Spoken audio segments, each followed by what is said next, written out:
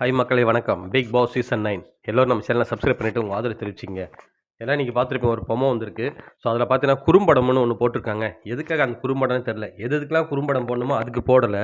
சும்மா ஒரு ஒப்புச்சப்பு இல்லாத விஷயத்தெல்லாம் குறும்படம்னு ஒன்று போட்டுன்னு அதிலே அவர் கேட்குறாரு பாருங்க. வியானாவை பார்த்து, நீங்கள் எப்படி அப்படி சொல்லலாம்? உங்களுக்கு நினச்சா நீங்கள் நினச்சேன்னு சொல்லியிருக்கணும். இப்படி தான் நடந்திருக்குன்னு நீங்கள் எப்படி சொல்கிறீங்க? சர்க்காஸ்டிக்கா பேசுகிறீங்க வியானான்னு வியானாக்கு ரோஸ்ட்டு. அதுக்கப்புறம் பிரவீன்ட்ட, நீங்கள் எப்படி இதை சொல்லியிருக்கலாம் பிரவீன்?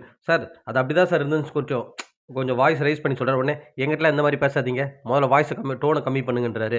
இவரை பற்றி எதிர்த்தே பேசக்கூடாதா? இல்லை இவர் கேட்குற கேள்வி கூட பதில் சொல்லக்கூடாது போல இருக்குது. அப்போ எந்திரிச்சு இவர் கேட்குற கேள்வி அமைதியாக நிற்கணும். இவர் என்ன பேசினா கேட்டு உட்காரணும். ஏற்கனவே இவர் மேலே வந்து நிறைய அலிகேஷன் இருக்குது.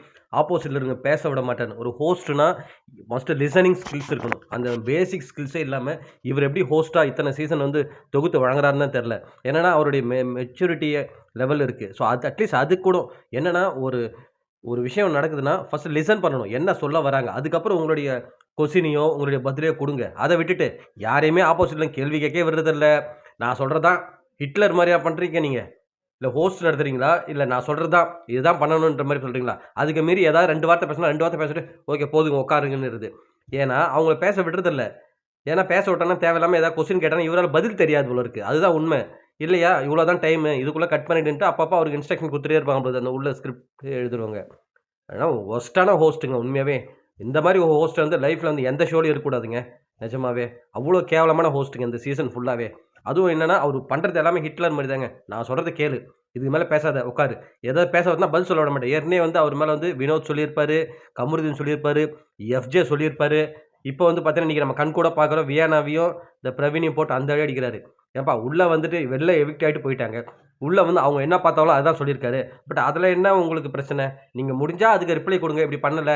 நீங்க நெனச்சது உங்க பார்வை தப்புங்க. அத விட்டுட்டு இங்க வந்துட்டு உங்க பாலிடிக்ஸ வந்து இப்படி பண்ணக்கூடாது அப்படின்னு சொல்லிட்டு போய் ஒருத்தன் ஏற்கனவே வெளில போன போட்டு அடி அடின்னு அடிச்சு என்ன யூஸு? சொல்லுங்க.